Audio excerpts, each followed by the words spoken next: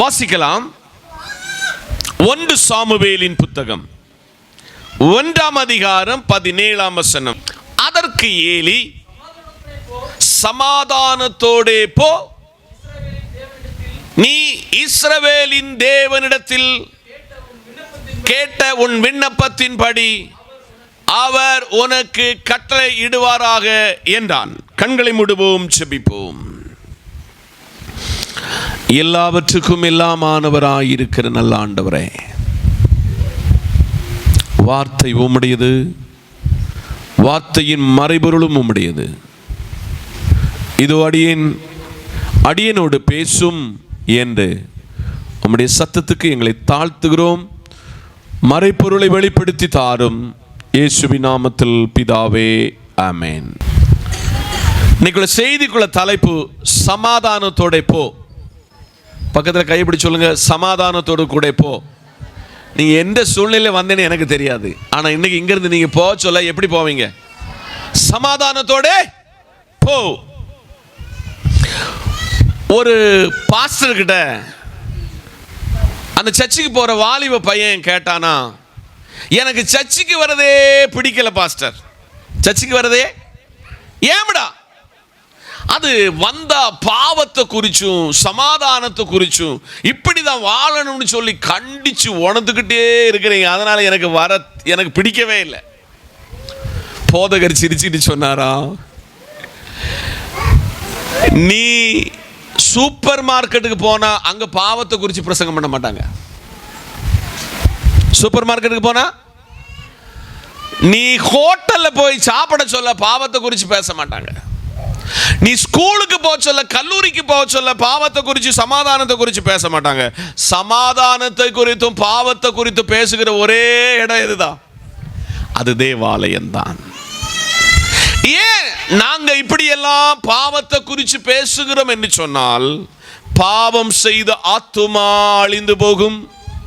பாவம் செய்கிறவன் பரலோகத்துக்கு போக மாட்டான். பரலோகத்துக்கு போவதற்கு ஒரே வழி யார்தான்? இயேசு. அதனால தான் தம்பி, நம்ம எப்பெல்லாம் சபைக்கு நீங்க கூடி வருகிறீங்களோ, உங்களுக்கு கண்டித்துணர்த்துகிற, உங்களை இப்படிதான் வாழணும் என்று சொல்லுகிற தேவ வார்த்தை சொல்லப்படுகிறது என்று அவனிடத்தில் சொல்ல புரிய வச்சாராம். அல்லேலூயா. இந்த நல்ல காலையிலே வாசித்த வசனம் உங்களுக்கு ரொம்ப ரொம்ப ரொம்ப, இன்னைக்கு நான் வாசிக்க போகிற 6 காரியமும் உங்களுக்கு எல்லாருக்கும் தெரிந்த ஒரு காரியம். ஆனால் அதுக்குள்ள ஒரு பெரிய மறைபொருள் இருக்கிறது. இதை நீங்க பெற்று இன்னைக்கு இந்த கேம்பஸ்ல இருந்து வெளியில போக சொல்ல நீங்க எப்படி போவீங்க? சமாதானத்தோட போவீங்க. என்ன போவீங்க? இன்னைக்கு காலையில் எந்த டென்ஷனோடு, எந்த பலவீனத்தோடு, எந்த வியாதியோடு இந்த இடத்துல உட்கார்ந்தீங்கன்னு எனக்கு தெரியாது. ஆனால் கர்த்தர் சொல்லுகிறார், இன்னைக்கு இங்க இருந்து நீங்க போக சொல்ல எப்படி போவீங்கன்னா, சமாதானத்தோட போ. வாசித்த வசனம் உங்களுக்கு ரொம்ப தெரியும். நான் ரொம்ப பிரசங்கம் இந்த அன்னாளை குறித்து நான் உங்களுக்கு பிரசங்கித்திருக்கிறேன். ஆனால் இன்னைக்கு அன்னாளை நான் பிரசங்கித்த வண்ணமாய் பிரசங்கிக்கல, வேறொரு மெத்தேடு உங்களுக்கு கையாளப்படுகிறது. இதை நீங்கள் உட்கொண்டு இன்னைக்கு காலையில ஏலி சொன்ன வார்த்தையோடு இன்னைக்கு இந்த இடத்துல இருந்து நீங்கள் புறப்பட வேண்டும். வாசித்த வசனத்தை திருப்பி ஒரு ஆள் வாசிங்க. அதற்கு ஏலி, சமாதானத்துடனே போ, நீ இஸ்ரவேலின் தேவனிடத்தில் கேட்ட உன் விண்ணப்பத்தின்படி அவர் உனக்கு கட்டளையிடுவாராக என்றான். ரொம்ப கவனமா கேட்கணும். 1, சமாதானத்தோட போ என்று சொன்னவர் ஏலி, போன நபர் அன்னாள். கவனமா கேளுங்க. எல்கானாவுக்கு 2 மனைவிகள் இருந்தும் ஒரு மனைவிக்கு பிள்ளைகள் இருந்தும் அன்னாளுக்கு பிள்ளை இல்லாத சூழ்நிலை உங்களுக்கு எல்லாருக்கும் நல்ல தெரிந்த ஒரு உண்மையே.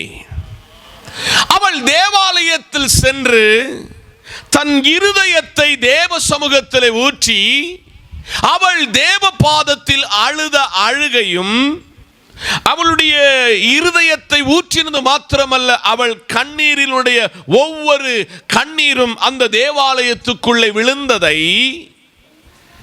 ஏலி என்கிற தீர்க்கதரிசி கண்டு என்ன சொல்லுகிறார் என்றால், நம்ம ஊர் லாங்குவேஜ் சொன்னா, நீ கோட்டர் அடிச்சுட்டு யாரா இருக்கிற, நீ மயங்கி நிற்கிறாய். இங்கே வேதம் சொல்லுகிறது, இந்த அன்னாள் குடிச்சி வெறிச்சி இந்த திராட்சை ரசத்தில் மயங்கி நிற்கிறார் என்று இந்த ஏலி சொல்லுகிறதை நாம் பார்க்கிறோம். திருப்பி அட்ட டைம்ல சிந்திக்கிறதுக்கு கூட அவள் நேரம் கொடுக்காமல் சொல்லுகிறாள், ஐயா நான் ஒரு மன கிளேசமுள்ள ஸ்திரீ. நீங்க நினைக்கிற மாதிரி திராட்சரசமோ மதுபானமோ நான் குடிக்கல, நான் வெறிக்கல. நான் என் கற்பம் அடைக்கப்பட்டிருக்கிறது, எனக்கு ஒரு ஜெபம் இருக்கிறது, எனக்கு ஒரு விண்ணப்பம் இருக்கிறது. என் ஜெபம் ஒரு ஆண் குழந்தைக்காக. என் விண்ணப்பம் எனக்கு ஒரு பிள்ளையை தந்தால் அந்த பொருத்தனையை தேவனுடைய சமூகத்தில், கர்த்தருடைய சமூகத்தில் இந்த பிள்ளையை கொடுக்க வேண்டியது, கர்த்தர் ராஜ்யத்தை கட்ட வேண்டியது என்று அவரை பார்த்து சொன்னார். ஒருவேளை எழுத்தின்படி அந்த இடத்துல இல்லாட்டையும் நான் தியானித்த பொழுது எனக்கு கிடைத்த ஒரு வெளிப்பாட சொல்லுகிறேன். ஐயோ, தப்பி தவறு இந்த பெண்ணுகிட்ட நம்ம தவறுதலாய் பேசிவிட்டோமே, வார்த்தையை விட்டா எடுக்க முடியாதே என்று அட்ட டைம்ல 10ல் அவள் அழுது 11, 12, 13, 14, 15, 16க்குள்ள அவள் சுதாரித்து கர்த்தரிடத்திலிருந்து ஒரு காரியத்தை அட்ட டைம்ல வாங்கி அவளை பார்த்து ஏலி சொன்ன வசனத்தை தான் நம்ம வாசித்தோம்.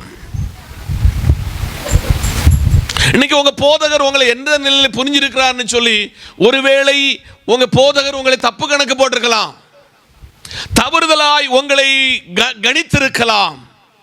ஆனால் தேவனாகிய கர்த்தருடைய பணியை செய்கிற ஏலி அந்த பெண்ணை பார்த்து, அந்த அன்னாளை பார்த்து சொல்லுகிற வார்த்தை, சமாதானத்தோடே போ, சமாதானத்தோடே போ. நீ இஸ்ரவேலின் தேவனிடத்தில் கேட்ட உன் விண்ணப்பம் கேட்டபடியால் அவர் உனக்கு கட்டளை இடுவாராக என்றான்.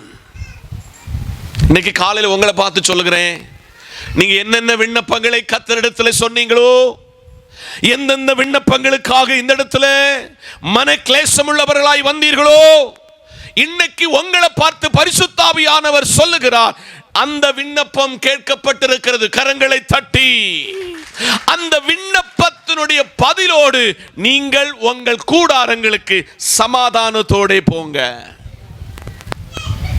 என்னென்ன விண்ணப்பம் என்பது உங்களுக்கு நன்றாக தெரியும். என்னென்ன விண்ணப்பங்களை இங்கு வரும் பொழுதெல்லாம் நீங்கள் கர்த்தருடைய பாதத்தில் சொல்லுகிறீர் என்பது உங்களுக்கு தெரியும். உங்களை பக்கத்தில் இருக்கிறவங்க இந்த சகோதரிக்கு வர வேலையில அழுதுகிட்டே இருக்கா, எப்பவும் இவளுக்கு ஒரு விண்ணப்பம் தான், இவ ஒரு ஜெப வீராங்கனி, இவன் ஒரு ஜெப வீரன் என்று சொல்லி உங்களை ஏளனமாய் உங்களை சொல்லலாம். ஆனால் கர்த்தர் ஏலியை கொண்டு இந்த அன்னாளுக்கு ஃபர்ஸ்ட் அவளை புரிய தக்க அந்த விவேகம் இல்லாமல் வார்த்தையை செலவழித்தாலும் அவள் பேசின வார்த்தையை, அவள் கர்த்தரிடத்தில் ஜெபித்த ஜெபத்தை, அவள் கர்த்தரிடத்தில் செய்த பொருத்தனையை அவன் உணர்ந்து கொள்ளுகிறான். இன்னைக்கு உங்க போதகரும் உங்களிடத்திலிருந்து உங்களை புரிந்து கொள்ள விரும்புகிறார். உங்கள் ஜெப வாழ்வு எப்படிப்பட்டது என்று புரிந்து கொள்வதற்கு, உங்கள் வாயிலே வார்த்தையிலே கர்த்தரோடு நீங்கள் எப்படி இருக்கிறீர்கள் என்பதை புரிந்து கொள்ள உங்க போதகரும் விரும்புகிறார். உங்க போதகர் உங்களை வீட்டுக்கு அனுப்ப சொல்ல, ஏலி அன்னாளை அனுப்பினது போல இன்னைக்கு உங்களை அனுப்ப உங்க போதகர் விரும்புகிறார். இதற்கு எத்தனை பேர் நான் பாத்திரனாக இந்த சமாதானத்தோடு என் வீட்டுக்கு போன ஆண்டவரே, நான் வேலை செய்கிற இடத்துல சமாதானம் இல்லை, குடும்பத்தில் சமாதானம் இல்லை, பிள்ளைகளை வைத்து சமாதானம் இல்லை, பக்கத்து வீட்டுக்காரங்களை வைத்து சமாதானம் இல்லை என்று கதறி கொண்டிருக்கிற சபையோடு தேவன் பேசுகிறார். மகனே, இன்னைக்கு இந்த இடத்துல இருந்து, இந்த கேம்பஸை விட்டு நீ சமாதானத்தோடே புறப்பட்டு போவாய். எத்தனை பேர் விசுவாசிக்கிறீங்க? வலது கரத்தை உயர்த்தி சொல்லுங்க, அந்த சமாதானத்தை நான் இன்னைக்கு பெற்றுட்டு என் வீட்டுக்கு போவேன். அவளுடைய சமாதானமான அந்த வார்த்தை அவளை சமாதானப்படுத்திட்டு, சொல்லுங்க அல்லேலூயா. அவள் எல்கானாவை அறிந்தாள். அவள் விரும்பின வண்ணமாக சாமுவேல் என்ற பிள்ளையை கொடுத்து அவனுடைய சமாதானத்துக்கு அவர் முற்றுப்புள்ளி வைத்து சமாதானத்தை அவளுடைய வாழ்க்கைக்கு கட்டளையிட்டார். 6 காரியம் சொல்லணும். இவ்வளவு உங்களுக்கு விவரிச்சா போதும் என்று ஆவியானவருக்குள் நான் விசுவாசிக்கிறேன். அப்போஸ்தலர் நடபடிகள் 16ஆம் அதிகாரம் 36ஆம் வசனத்தை திருப்பிக் கொள்ளுங்கள். சிறைச்சாலைக்காரன் பவுலுக்கு இந்த வார்த்தைகளை அறிவித்து உங்களை விடுதலை ஆக்கும்படிக்கு அதிகாரிகள் கட்டளையை அனுப்பினார்கள். ஆகையால் நீங்கள் இப்பொழுது புறப்பட்டு சமாதானத்தோடு போங்கள் என்றான். கரங்களை தட்டி. ஏலி அன்னால வழி அனுப்ப சொன்ன வார்த்தை சமாதானத்தோட போங்க. இன்னைக்கு நான் இந்த ஆராதனைக்கு பின்பு உங்களை உங்க வீட்டுக்கு நான் வழி அனுப்புகிறது எப்படின்னா சமாதானத்தோட போங்க. ஹலோ, இங்கதான் இருக்கிறீங்களா? நம்பர் 2, சிறைச்சாலைக்காரன் பவுலையும் சீலாவையும் வழி அனுப்புகிறது இந்த வேத வசனத்தின் பகுதிகளாகும். மக்கதுனியாக்காரன் ஒருவன் வந்து நின்று துரோவாவுக்கு போக இருந்த அவனை எங்களுக்கு உதவி செய்ய வேண்டும் என்று வருந்தி கேட்டுக்கொண்டது நிமித்தமாக பவுலும் சீலாவும் மக்கதுனியாவுக்கு புறப்படுகிறார்கள். அங்கே ஓய்வு நாள் தோறும் தேவனை ஆராதிக்கக்கூடிய லீதியாள் என்று சொல்லப்பட்ட ஒருவள் அந்த ஆற்றங்கரையிலே தேவனுடைய ஆராதனை ஸ்தலத்திலே ஆராதித்துக் கொண்டிருக்கும் பொழுது அவர்களிடத்திலே போய் கர்த்தரை ஆராதித்து அவள் வரிந்து கேட்டுக்கொண்டது நிமித்தமாக பவுலும் சீலாவும் லீதியாள் வீட்டுக்கு போகும் பொழுது தன் எஜமானனுக்கு குறி சொல்லி பல ஆசீர்வாதங்களை அனுபவித்த இவனுக்குள் இருக்கிற அந்தகாரத்தின் ஆவிகளை, சத்துருவின் வல்லமையை இவனை துரத்தினது நிமித்தமாக இவர்கள் இருவரையும் அடித்தார்கள், காயப்படுத்தினார்கள். ஒரு விசாரணை கூடி செய்யாம இவர்களை சிறையில் அடைத்தார்கள். அந்த சம்பவம் உங்களுக்கு நல்லா தெரியும். ஆனால் பவுலும் சீலாவோ அடிபட்டத்தினால சோர்ந்து போகல, வஸ்திரத்துல கிழிச்சதுனால, இரத்த காயம் வந்ததுனால அவங்க அது மேல ரொம்ப பொருட்டாக எண்ணவில்லை. இப்போ காவல்காரர்கள், அந்த சிறைச்சாலைக்காரர்கள் அவர்களை இருவரையும் அடைத்து வைத்திருக்கிறார்கள். தொழுமரம் இப்ப இன்னைக்கு இருக்கிறதான அந்த இரும்புல வந்து வைக்கிற அந்த அந்த அந்த விலங்கல்ல, தொழுமரத்தில் கட்டப்பட்ட பவுலும் சீலாவும்.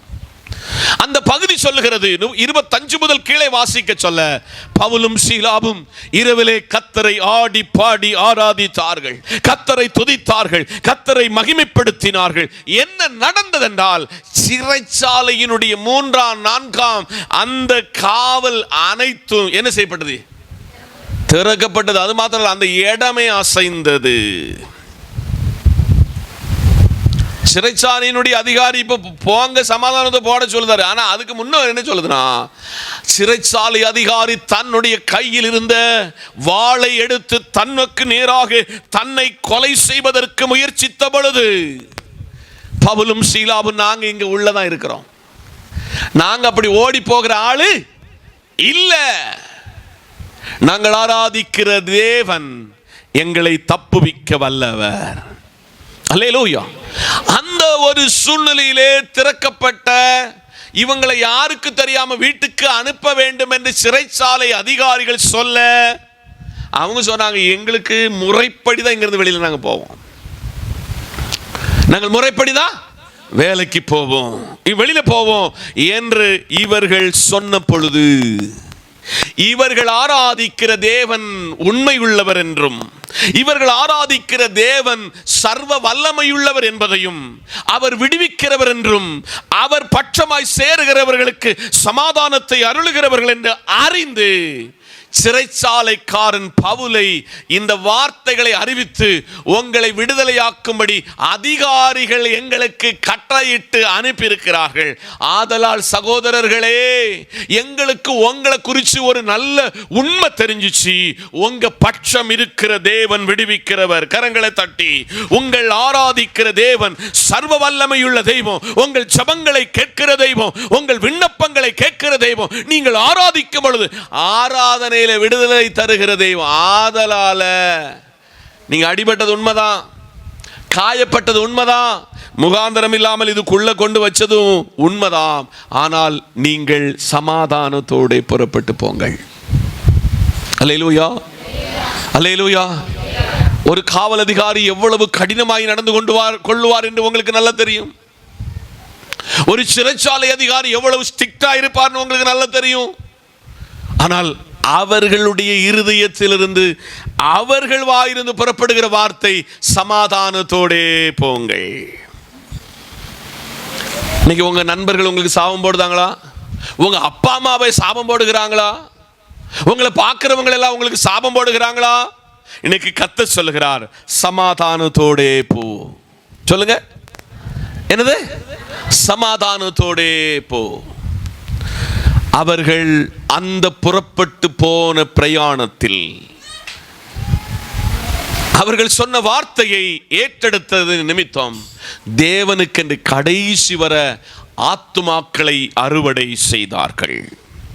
இந்த காலையிலே மூன்றாவதாக வாசிக்கலாம் 1 சாமுவேலின் புத்தகம் 20ஆம் அதிகாரம் 42ஆம் வசனத்தை திருப்பிக் கொள்ளுங்கள்.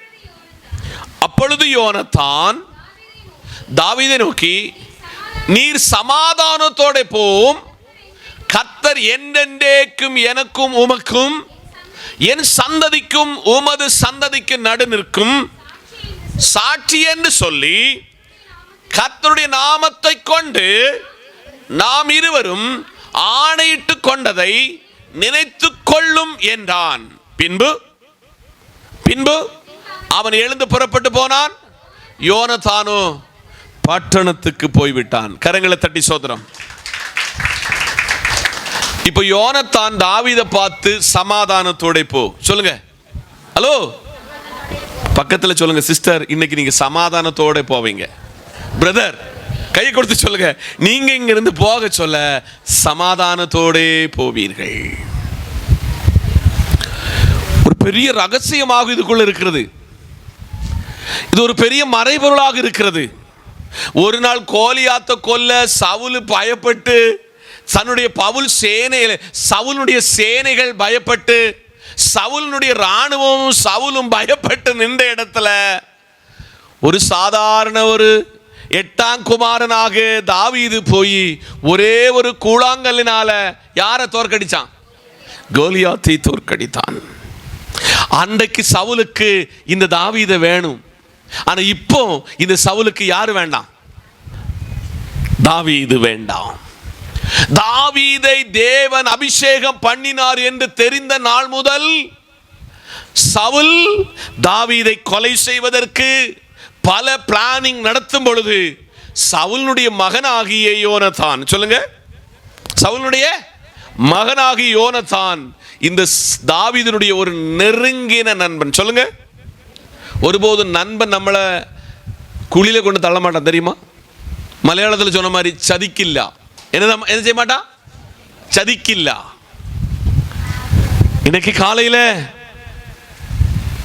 ராஜ கொட்டாரத்தில் என்னென்ன தீர்மானம் நடக்குமோ, சவுல் தாவீதை கொலை செய்வதற்கு என்னென்ன முயற்சிகள் எடுக்குமோ, அதெல்லாம் தன் காது கொண்டு கேட்டு அந்த செய்தியை இன்னைக்கு நீங்க SMS அனுப்புகிறது போல, வாட்ஸ்அப் மெசேஜ் அனுப்புகிறது போல மெசேஜ் அப்பப்போ இந்த யோனத்தான் அனுப்புவான். பல இரவுகள் கண்ணுக்கு என்ன கிடையாது, தூக்கமில்லை.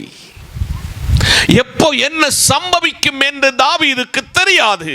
ஆனால் ஒரு முறை இந்த தாவீது சவுலை கொலை செய்வதற்கான முகாந்திரம் உண்டானது. அவன் அண்டர்லைன் பண்ணி எழுதுகிறான், அபிஷேகம் பண்ணப்பட்டவன் மேல கைய போகக்கூடாது. அது சவுலுக்கு தெரியாம போயிற்று, ஆனால் தாவீதுக்கு புரிந்தது. ஆனால் தாவீதுக்கு ஒரு உற்ற தோழனாக, நண்பனாக யோனத்தான் சொன்ன வாசகத்தையாகும், வசனத்தையாகும் இன்னைக்கு நீங்க வாசித்து கேட்டீங்க. அப்பொழுது யோனத்தான் தாவீதை நோக்கி, நீ சமாதானத்தோட போ. அதுக்கு கீழே தான் ரொம்ப பாயிண்ட் கீழே வருது, கர்த்தர் என்றென்றைக்கும் உனக்கும் ஓ சந்ததிக்கும் நடு நிற்பார். ஆமென். நீங்கள் இதுவரை சபிக்கிறவர்களாக இருந்தீர்களா? சாபம் போடுகிறவர்களாக இருக்கிறீங்களா? சொந்த நண்பனை பார்த்து நம்ம சில வார்த்தை சொல்லுவோம் தெரியுமா? நான் இந்த வார்த்தையை சொல்ல முடியாது. சொந்த பிள்ளைகளை பார்த்து சாபம் போடுவோம் தெரியுமா? கணவனை மனைவியை பார்த்து சாபம் போடுவோம் தெரியுமா? இன்க்ளூடிங் உங்க போதகரை பார்த்தே சாபம் போடுவீங்க. இன்னைக்கு காலையில பரிசுத்த ஆவியானவர் சொல்லுகிறார், அந்த ரிலேஷன்ஷிப், நண்பனுடைய ரிலேஷன்ஷிப் எவ்வளவு யோனத்தான் கட்டி காக்கிறான். இன்னைக்கு உங்க நண்பனை பார்த்து ஷாலோம்னு சொல்லுதீங்களா? உங்களுக்கு சமாதானம்னு சொல்லுதீங்களா? இன்னைக்கு காலையில பரிசுத்த ஆவியானவர் சொல்லுகிறார், யோனத்தானை தாவீது பார்த்து சொல்லுகிறார், சமாதானத்தோட போ. இதுவரை உங்க நண்பர்களுக்கு, உங்க பெற்றோர்களுக்கு, விசுவாசிகளுக்கு யாருக்கெல்லாம் நீங்க சமாதானம் சொல்லாம இருந்தீங்களோ இன்னைக்கு முதல் சொல்லணும்.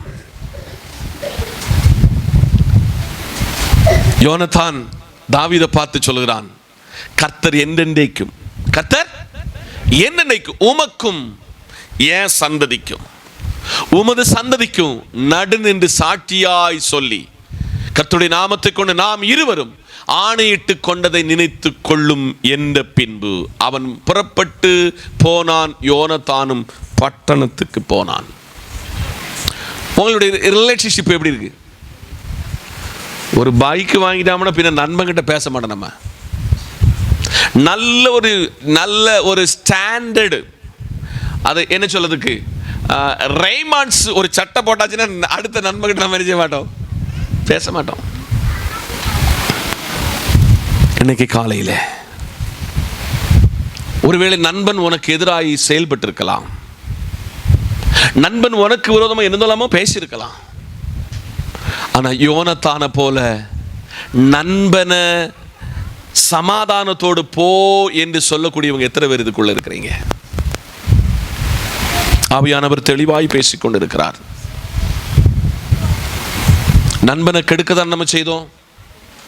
நண்பனை நேரடியா பார்த்து சொல்லாட்டி உள்ளத்துல முட்டை வச்சா வேகத்தக்க விதத்துல அவனுடைய வளர்ச்சிக்காக நீங்க சகிக்க முடியாத அளவுக்கு உங்க இருதயம் சில இரவுகள் தூங்காம போயிட்டே.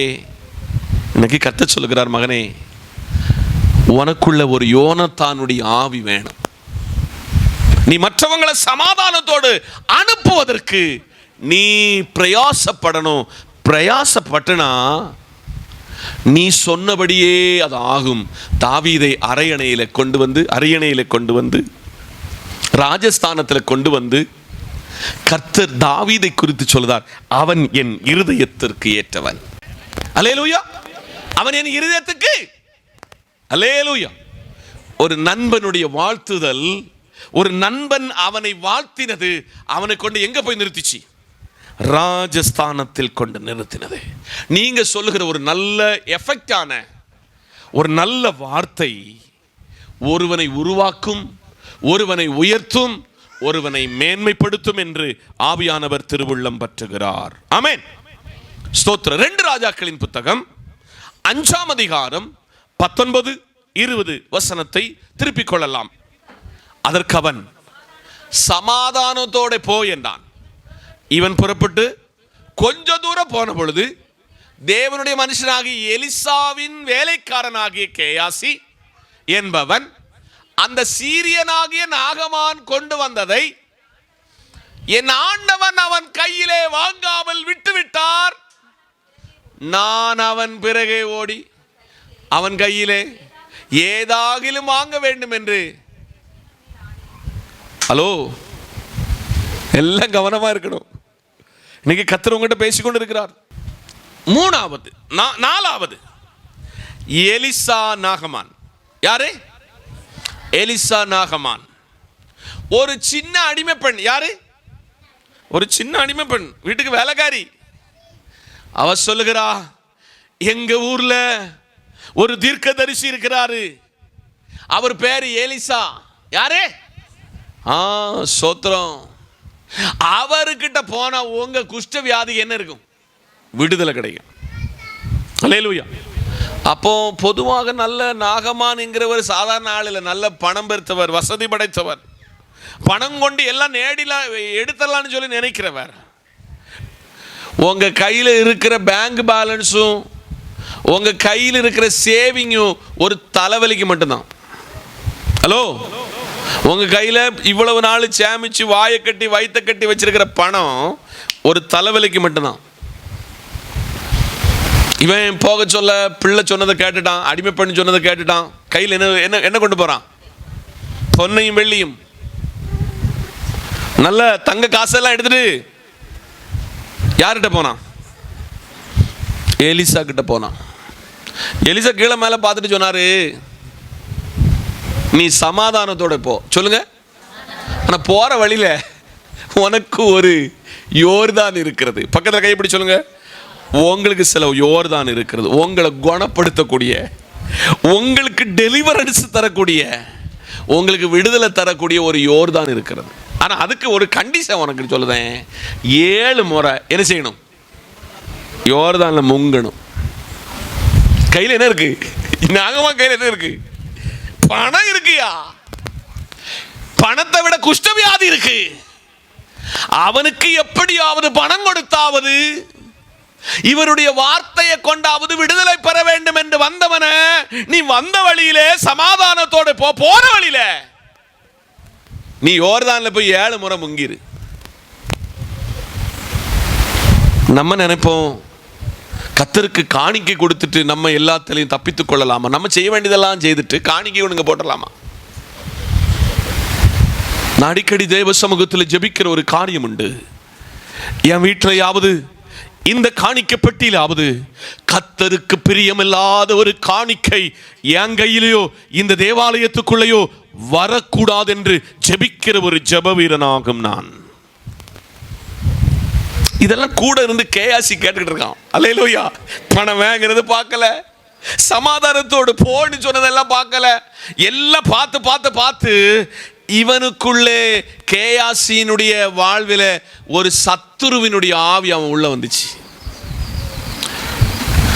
நல்லா புரிஞ்சுக்காங்க. சண்டை வந்துனா நம்ம வீட்டில் வேலை பார்க்குற இடத்துல சண்டைன்னு வந்துனா அங்க ஒரு கேயாசின் ஆவி அங்க வந்துடும். என்ன ஆவி? கேயாசினுடைய ஆவி வந்துட்டுனா என்ன நடக்கும்னு இப்ப சொல்ல போறேன். 20ஆம் வசனத்தை மட்டும் திருப்பிக் கொள்ளுங்கள். 2 ராஜாக்கள் 5ஆம் அதிகாரத்தினுடைய 20ஆம் வசனம். தேவனுடைய மனுஷனாகிய எலிசாவின் வேலைக்காரன் கேயாசி என்பவன் அந்த சீரியனாகிய நாகமான் கொண்டு வந்ததை என் ஆண்டவன் அவன் கையில வாங்காமல் விட்டு விட்டார். கரெக்டா தெரியும். நான் இன்னைக்கு காலையில ஃபர்ஸ்ட் சர்வீஸ்ல அங்க சொன்னேன், ஏதாவது ரகசியம் பேசணும்னா உங்க சின்ன பிள்ளைகளை உங்க பிள்ளைகளை உட்கார வச்சு பேசாதீங்க. ஹலோ, என்ன செய்யாதீங்க? பேசாதீங்க. இந்த பிள்ளை கரெக்டா இந்த சவுலுக்குள்ள மகன் பேரு என்ன? சவுலுக்குள்ள மகன் பேரு யோனத்தான் சொல்லி கொடுத்த மாதிரி சொல்லி கொடுத்துரும். அல்லேலூயா. இன்னைக்கு காலையில வேலைக்காரனாகி கேயாசி ஒரு சொற்ப சின்ன காணிக்கைக்கு வேண்டி அவன் விழுந்து போனதை இந்த வேதம் பார்த்து சொல்லுகிறது. ஆனால் பணமும் வாங்கல, கூட வந்தவன் பணத்தை கேட்டுக்கிட்டு நிற்கான். போக சொல்ல கூட வந்தவன் சொல்லதான், ஐயா அவரை வேற ஒன்றும் சொல்லலையா, 7 முறை ஒன்று நீர் அந்த யோர்தான்ல முங்கிருமே என்று சொன்ன பொழுது அவன் முங்கினான். ஆமே சொல்லுங்க.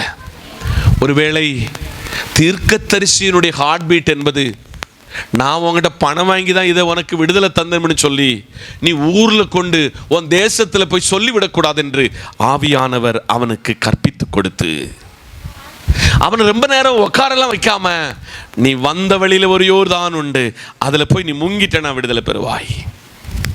பணம் கொடுத்து எதையும் சாதித்து விடலாம் என்று கர்த்தர் சமூகத்தில் இதுவரையும் யாராவது அப்படி ஒரு பிளானிங் மனசில் இருந்தா தூக்கி தூர எறிஞ்சிருங்க. உங்க பணம் அல்ல அவருக்கு தேவை, உங்க கீழ்ப்படிதல் அவருக்கு தேவை. உங்களை அவருக்கு தேவை என்பதை சபை மறக்க கூடாது. அதுல கேயாசி பாருங்க, ஒரு அற்பமான காரியத்துக்கு ஓடி போறா மத்தியலாம்.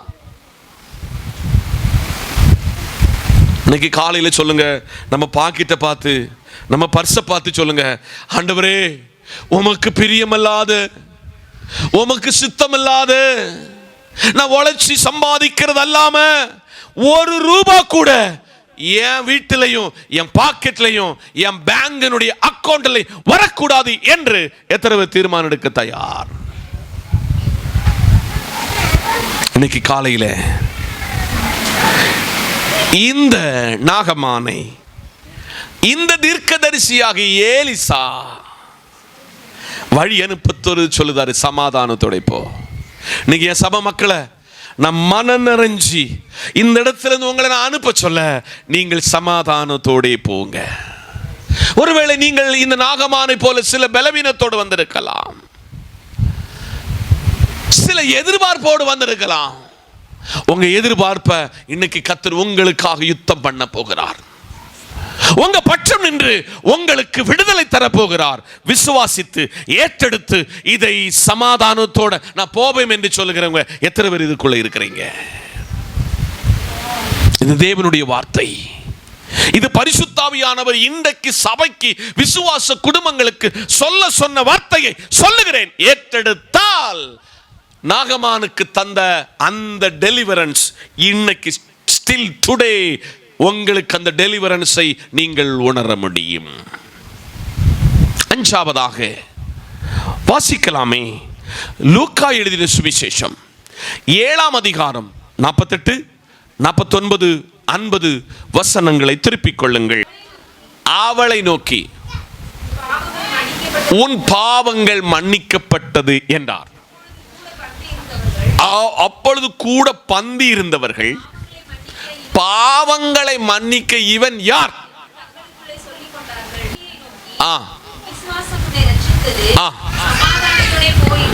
அல்லேலூயா. இந்த ஸ்திரீ உங்களுக்கு யாருன்னு நல்லா தெரியும். இந்த ஸ்திரீ யாருன்னு உங்களுக்கு தெரியும். பரிசேயர், சதுசேயர், வேதபாரகர் 3.5 வருஷ ஊழியத்தில் ஏசப்பா கிட்ட எவ்வளவு குற்றம் கண்டுபிடிச்சிருக்காங்க தெரியுமா?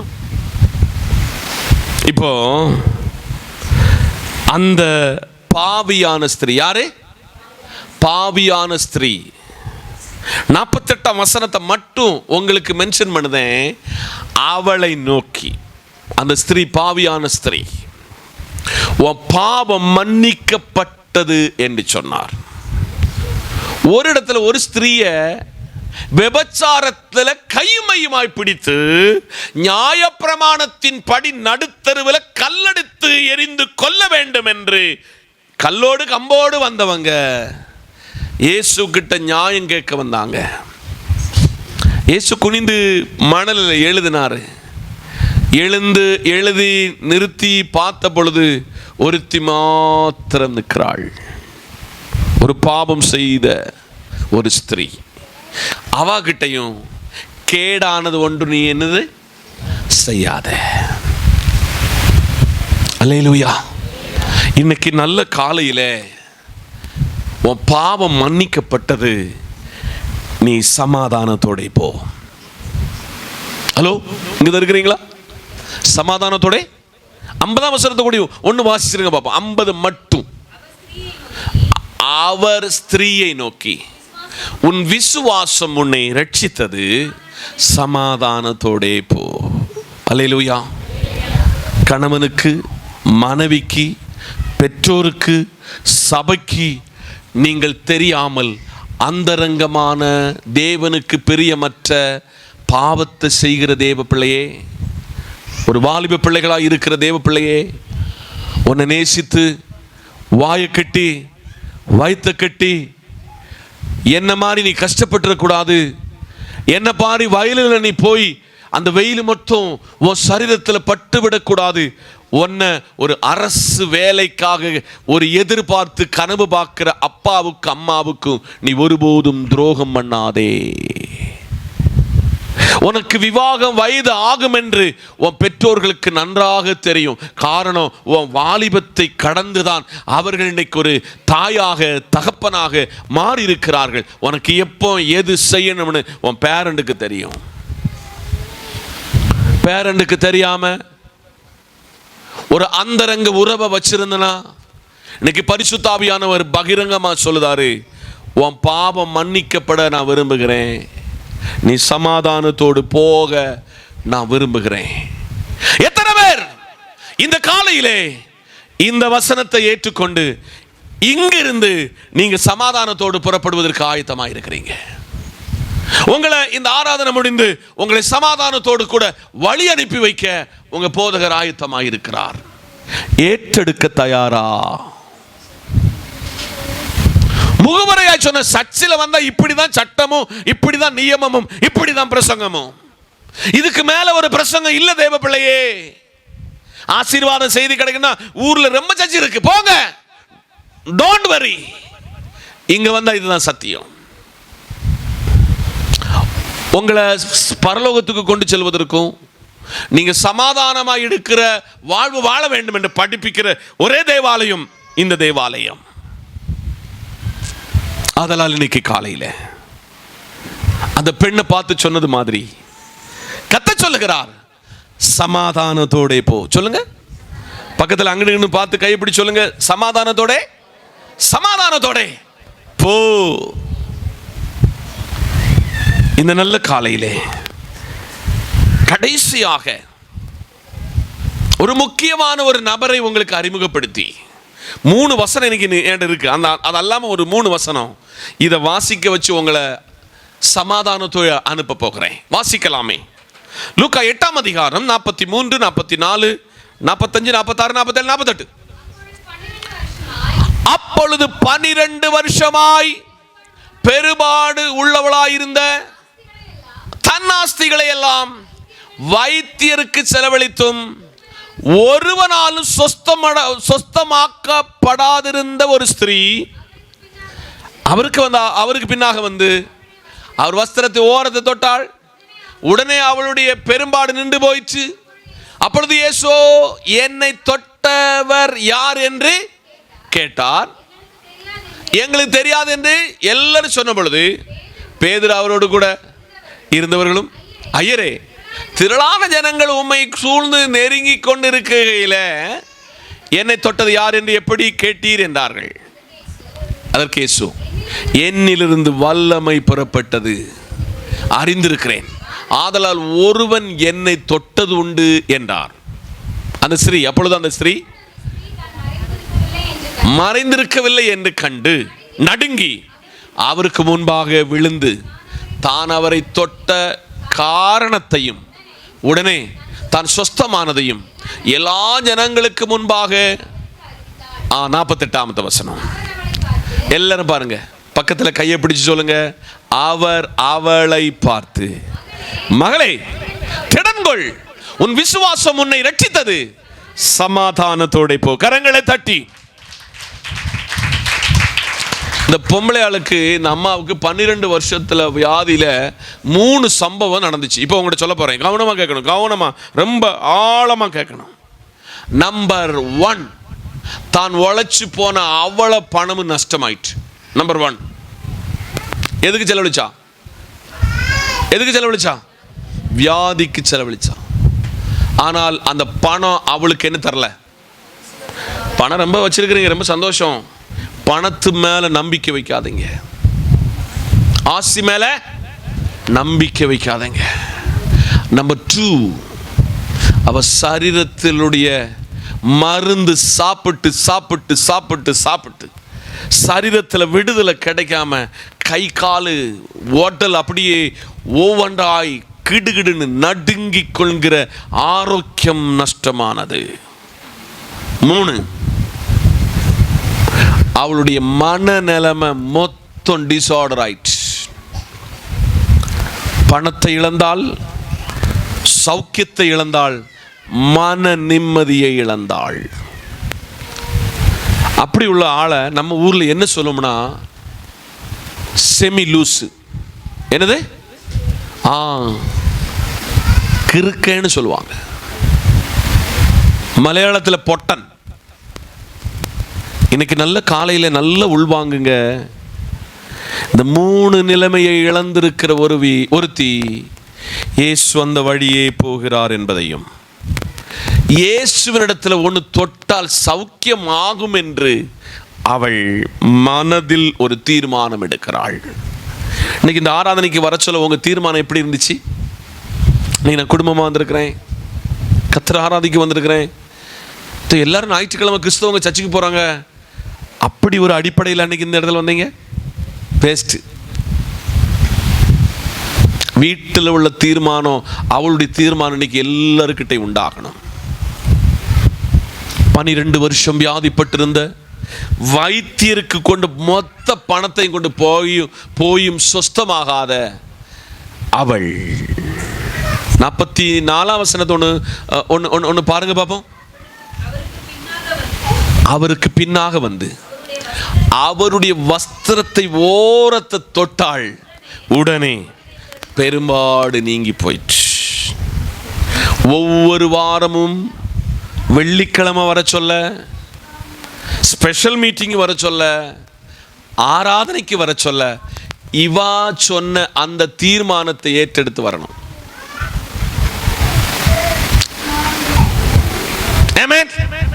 இந்த நல்ல காலையில் எனக்கு ஒரு கான்ஃபிடன்ஸ் இருக்கிறது, எனக்கு ஒரு நம்பிக்கை இருக்கிறது. நான் இந்த ஆராதனையில் ஆராதிச்சு போயிட்டோம்னு சொன்னா எனக்குள்ளே ஒரு தேவனுடைய இந்த பெண்ணினுடைய சௌக்கியத்தை எனக்கு தருவார், என் வீட்டினுடைய நிலைமையை மாற்றுவார், என் பொருளாதாரத்தின் நிலையை மாற்றுவார் என்கிற நம்பிக்கையோடு இந்த ஆராதனையில் வந்திருக்கிறேன். அவா தொட்டது நான் தான் ஐயா.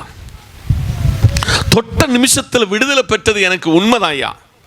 விடுதலை பெற்றவனை தான் கத்த சொல்லுவார், சமாதானத்தோட போ. சொல்லுங்க. என்னைக்கும் நம்ம கஷ்டப்பாடு தானே சொல்லுதோம், என்னைக்கும் தரித்திரத்தை தானே சொல்லுதோம். ஆராதிச்சு என்னத்தையா கண்டோம்னு சொல்லி நேருக்கு நேராக என்கிட்ட பேசுகிற சபையை பார்த்து கத்த சொல்லுகிறா, சகோதரா நீ அப்படி பேசிக்கொண்டு தான் வாழ்நாள் முழுவதும் அப்படிதான் இருக்கும். ஆண்டவர் பாசிட்டிவான தாட் திங்கிங் கர்த்தர் எதிர்பார்க்கிறார். நல்ல சிந்தனையை, சௌக்கியத்தின் செய்தியை, உயர்வின் செய்தியை, மேன்மையின் செய்தியை கர்த்தர் எதிர்பார்க்கிறார். அப்படி பார்த்தா சொன்னாரு, சமாதானத்தோட போ. ஆமென். இல்ல ஒன்னும் கிடைக்கல. இன்னைக்கு எல்லாருக்குள்ள கம்ப்ளைண்ட் ஆகும். என்னதுல கிடைக்கல, ஒன்னும் கிடைக்கல, ஒன்னும் கிடைக்கல. கடைசி வரை ஒன்னும் கிடைக்கவே கிடைக்காது. இட் இஸ் ட்ரூ, உண்மை. இன்னைக்கு காலையில பரிசுத்த ஆவியானவர் சொல்லுகிறார், 12 வருஷ காலம் ஒருவள் தன்னுடைய ஆஸ்திகளையும் தன்னுடைய சௌக்கியத்தையும் தன்னுடைய மனநிலைமையும் இழந்திருக்கிற அவளுக்கு இயேசு அந்த வழியில வருகிறார் என்று கேள்விப்பட்டு ஓடுகிறாள். அவள்கிட்ட போய் எண்ணெய் கொடுத்து ஜெபம் பண்ணதுக்கும் முன்ன நின்று இந்த தலையை வச்சு ஜெபம் பண்ணதுக்கும் எனக்கு டைம் இல்லை. காரணம், அவ்வளவு திரளான ஜனங்கள் நெருக்கி போகிறார்கள். வெளியில சீசர்கள் சொல்லாட்டையும் இப்படி ஒரு கமாண்ட் அடிச்சிருப்பானுங்க, இவருக்கு வேற வேலை இல்லை, இவ்வளவு வேற நெருக்கி போறாங்க, யாரு தொட்டான்னு எங்களுக்கு தெரியும். ஆனா இயேசு சொன்னாரு, என்னை ஒருவள் தொட்டு இருக்கிறாள். நான் போன வாரத்தில் சொன்னேன், மனுஷ முகத்தை பார்க்கிறான், தேவன் இருதயத்தை. அவ வீட்டில் பிளான் பண்ண சொல்ல இங்க கர்த்தர் ரெடி ஆயிட்டாரு. இவளுக்கு என்ன செய்யணும்? இந்த வஸ்திரத்தினால விடுதலை கிடைக்கணும். இன்னைக்கு பல பாஸ்டர்மார் இது மாதிரி வச்சு துணியை கொண்டு எல்லாரும் கொடுக்குறாங்க. எனக்கு அதில் வியோசிப்பு அந்த அந்த அந்த அந்த அந்த தியோலஜியை நான் பயன்படுத்த விரும்பல, அந்த சால்வையை நான் பயன்படுத்த ஆசைப்படல. எனக்கு பயன்படுத்தக்கூடிய ஒரே கருவி என்னதான்? The word of God. சத்தியத்தை எவன் ஒருவன் அறிகிறானோ, சத்தியத்தை ஒருவன் எவன் மேய்ந்து கொள்கிறானோ, சத்தியத்தின்படி எவன் ஒருவன் நடக்கிறானோ, அந்த சத்தியம் அவனை விடுதலையாக்கியா. ஆமென். இப்ப 3 வசனம் சொன்னேன். நம்பர் 1 ஏசாயா 26:3 ஒரு ஆள் எடுத்துக்காங்க. உம்மை உறுதியாய் பற்றி கொண்ட மனதுடையவன் உம்மை நம்பி இருக்கிறபடியால் நீர் அவனை பூரண சமாதானத்தோடு காத்து கொள்வீர். கரங்களை தட்டி 2வது வசனத்தை 3வது வசனம் 2வது வாசிக்க சொல்லுவேன். இப்ப எல்லாரும் என்ன கவனிங்க. யார சமாதானத்தோட அனுப்புவார்னா, உம்மை உறுதியாய் பற்றி கொண்ட மனதுடையவனை உம்மிலே நம்பிக்கையாய் இருக்கிறபடியால் அவனை என்ன சமாதானம்? பூரண சமாதானத்தோட காத்துக்கொள்வீர். கன்னியாகுமரியிலிருந்து எங்க இருந்து காஷ்மீர் வரையும், செங்கோட்டையிலிருந்து ஜெருசலேமுக்கு எங்க இருந்து சமாதானத்தை தேடி போய்கிட்டு இருக்கோம். செங்கோட்டையிலிருந்து ஜெபமலைக்கும், எங்க ஜெபமலைக்கும் சமாதானம் எங்க இருக்கு? நீ தேடுகிற இடத்தில் இருக்கிறது. நான் கனம் பெற்ற ஊழியக்காரர்கள் எல்லாம் நான் அங்கீகரிப்பேன். ஆனா பேனா வாங்கி வீட்டுக்குள்ள வைக்கிறதுக்கும் இந்த தங்க சிலுவையை கொண்டு வீட்டில் வைக்கிறதுக்கும் நான் எதிரான ஆள் என்பதை மறந்து விடாதீர்கள். நான் இதற்கு எதிரான ஆள். வேதத்தில் எங்கேயும் சொல்லப்படல பேனா கொண்டு வச்சா செங்கல் கொண்டு வச்சா ஆசீர்வாதம் வரும் என்று எங்கும் சொல்லப்படாத வேதத்தை நான் பிரசங்கிக்கிறவன் அல்ல. ஆதலால் சபையே பூரண சமாதானத்தை உங்களுக்கு தர விரும்புகிறார். எங்க நான் சொன்னப்பட்ட எந்த இடத்துக்கு நீங்க போகவே வேண்டாம். சத்தியத்தை கேட்க போங்க, சத்தியத்தை கேட்க போங்க. அதுல ஒரு ஒரு ஒரு இன்ச்சுக்கு நான் உங்களை போக கூடாதுன்னு சொல்ல மாட்டேன். ஆனா இங்க உறுதியாய் பற்றி கொண்டீங்கன்னா, மனதுடையவனா இருந்தீங்கன்னா, உம்மிலே நம்பிக்கையா இருக்கிறபடியால் நீர் அவனை பூரண என்னது. இதுக்காக ராஜன் பாஸ்டர் எந்த இடத்துலையும் இப்படிப்பட்ட எந்த இடத்துலையும் என் போட்டோவையும் எங்குள்ள வீடியோவை நீங்க எங்கேயும் பார்க்க மாட்டீங்க. எனக்கு ஒரு ஆணித்தரமான விசுவாசம் இருக்கிறது. இங்க ஜெபித்த ஜெபத்துக்கு நான் வெற்றி பெற்றிருக்கிறேன். அல்லேலூயா. இனி சொல்ல போகிற 2 வசனம் இதை விட ரொம்ப ரொம்ப ஆழமான வசனம். 119 சங்கீதம் 165 வசனம். உம்முடைய வேதத்தை நேசிக்கிறவர்களுக்கு அவர்களுக்கு இந்த பைபிளை தலையணைக்கு பக்கத்தில் வச்சுக்கிட்டோம். எதுக்கு? கெட்ட சொப்பனம் வராது. எங்க எங்க வருது கெட்ட சொப்பனம்? அடுத்து சுகவீனப்பட்டால் இப்படி பிடிச்சுக்கிடுவோம். எங்க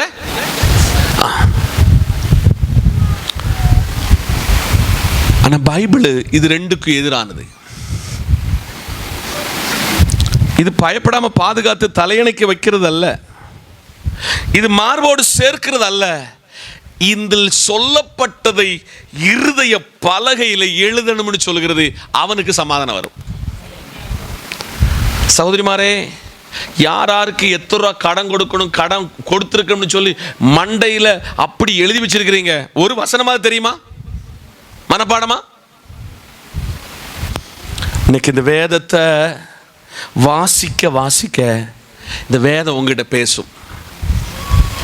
ஒரு விக்கு வாயனான இவ்வளவு தமிழ் ஃப்ளூவண்டா பேசாத ஒருவனை இன்னைக்கு உங்களை விட என் தமிழ் ஹை லெவல் எனக்கு தெரியுமா? ஏன்னா நான் இந்த வேதத்தை இத நான் நல்ல சத்தம் போட்டு வாசிச்சேன். நான் இதை அசை போட்டேன், இதை தியானிச்சேன். இது என்ன ஊருக்கூரா கொண்டு போய்கிட்டு இருக்கு. ஆமா சொல்லுங்க, ஊருக்கூரா என்னை கொண்டு போகுது. இந்த வேதத்தை நான் நேசித்தேன்.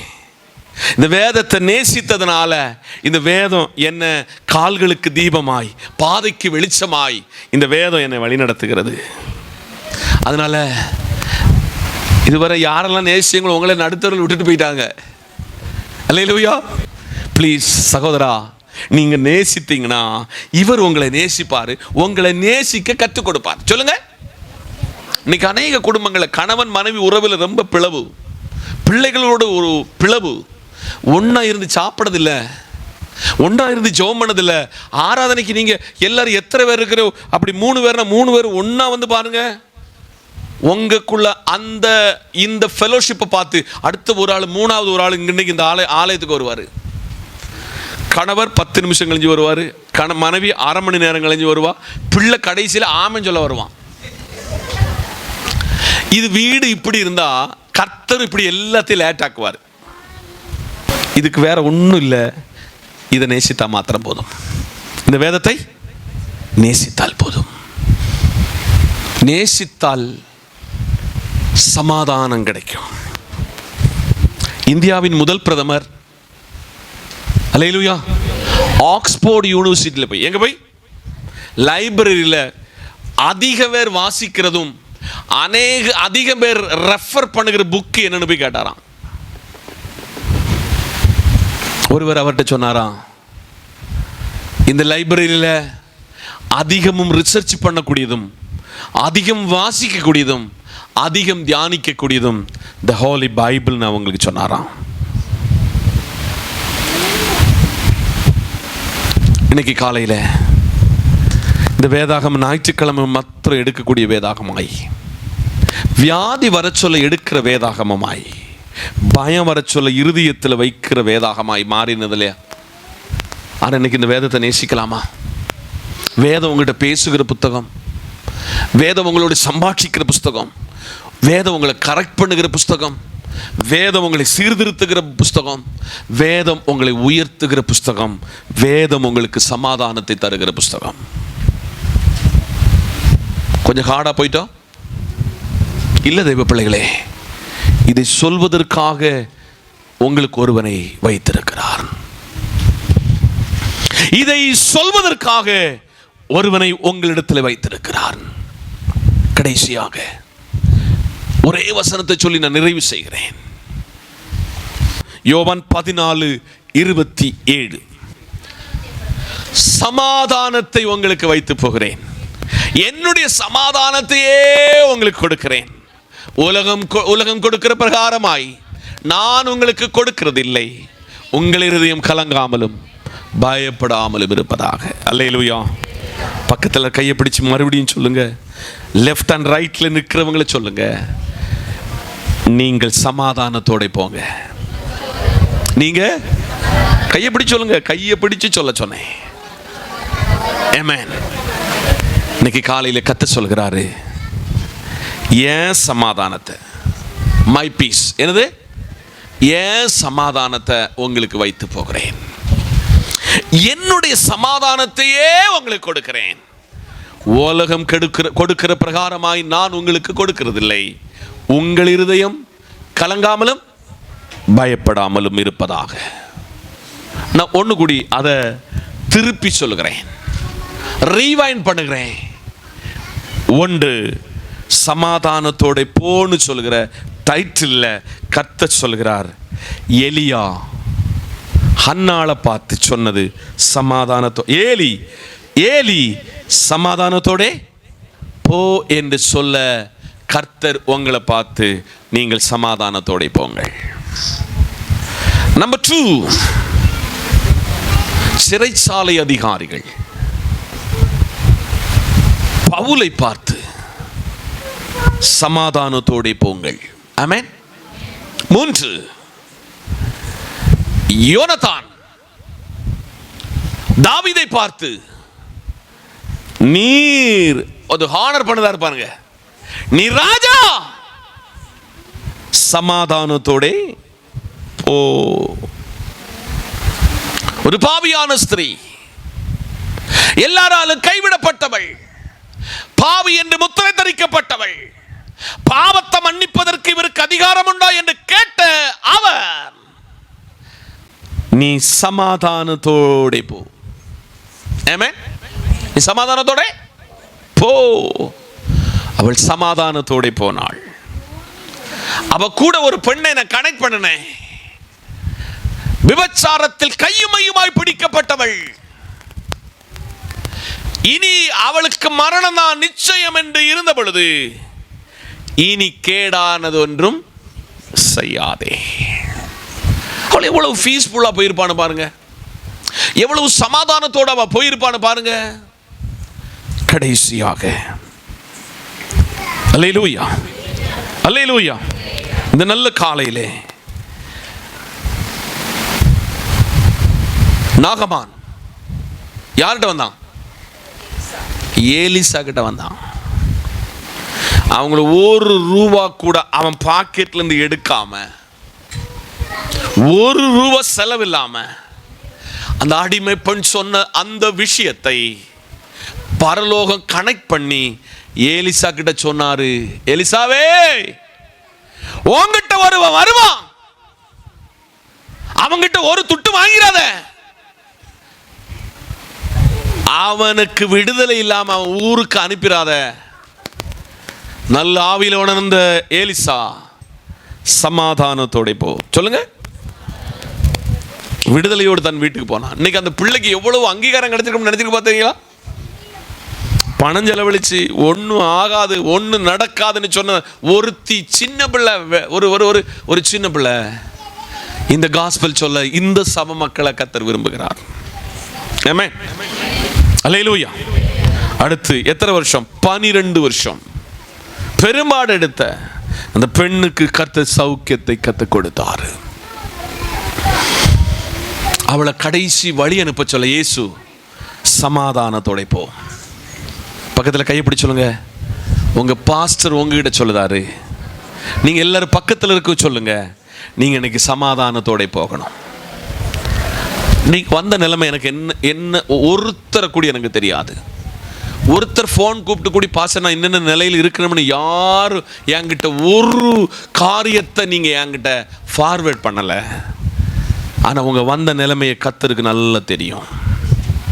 நீங்க வந்த நிலைமையை கர்த்தருக்கு நல்லா தெரியும்.